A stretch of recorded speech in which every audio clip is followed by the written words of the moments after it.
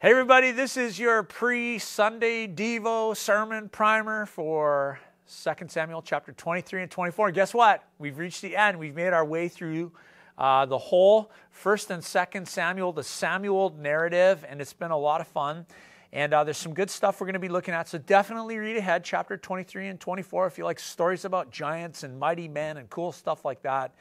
Check it out, and we'll dive in tomorrow at church. But there's something at the end of chapter 24 that I really love. It's a famous verse that you probably well know. It's about a story. I won't tell the whole context of the story, but in this story, David is given the opportunity to take a gift from someone and then present that gift to the Lord. And David says, no, let me buy it from you, because I will not give to the Lord burnt offerings that cost me nothing. See, David realized this, that to worship God, to give to God, to give of your life to God, it costs you something.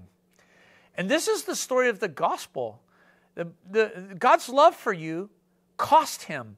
It cost him his one and only son. God so loved the world that he gave his son. And the New Testament tells us that if he spared not even his son from you, how will he not also along with him graciously give us all things in Christ Jesus? And so as I'm just thinking about this, I'm thinking about, what does it cost to follow Jesus? What does it cost you? It can cost you a lot to follow Jesus. I remember hearing one time a story about an evangelist who stepped into an elevator, and when he stepped into the elevator, went up a floor, the doors opened, and into the elevator stepped the musical artist Prince.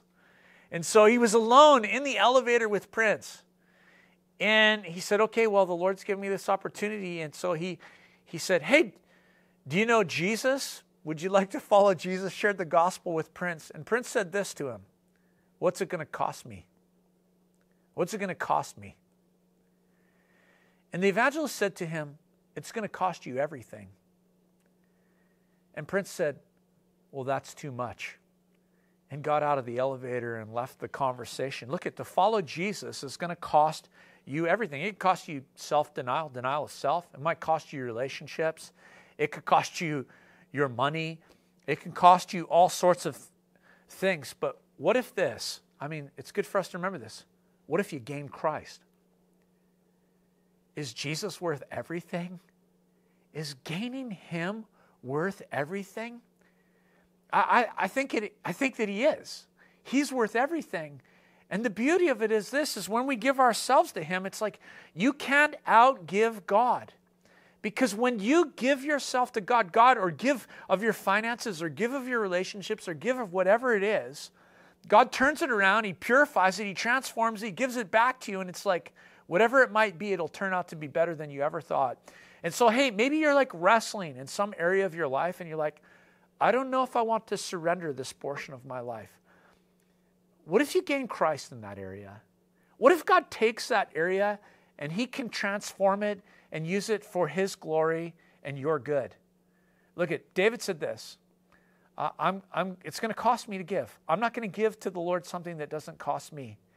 And I just want to encourage you, whatever the Lord is laying on your heart, whatever you're wrestling with, you surrendered it to him, and he'll bless you in that, and you'll gain. You could gain this whole world and lose your soul, as Jesus said. So let's gain Christ together, church. Give to him. So, hey, we'll see you tomorrow, Sunday. Looking forward to it. Right on.